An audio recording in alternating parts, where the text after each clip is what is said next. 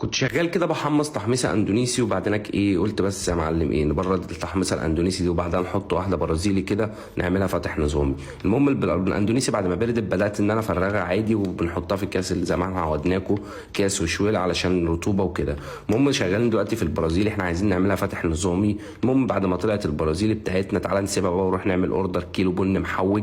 الزبون طالبه ايه مخصوص، عايز حاجه كريمي كافيين عالي وفي نفس الوقت سعرها يكون هادي. وبص عايز طالب كل حاجه، فانا مش فاهم بصراحه هنعمل له ايه، فتعالوا نعملها مع بعض كده. المهم خدت ربع كيلو من البن الاندونيسي الجميل بتاعنا تحميص فوق الفاتح بشويه، وقلت بس انا اروح للبرازيل بقى زمانه بارد. خدت من البرازيلي كده ربع كيلو. المهم ايه حطيت الربع على الربع كده، احنا عملنا نص كيلو، لسه لنا كام نص كيلو. هناخد بقى ايه، عايزين حاجه الوش والراجل عايز حاجه وشها حلو. رحت لاخوك الفيتنامي قلت له تعالى يا عم اشتغل معانا النهارده كده، خدت منه 100 جرام. وبعدين دلوقتي ايه احنا عايزين الريحه، هنروح بقى لمين، لاخوك الحبشي.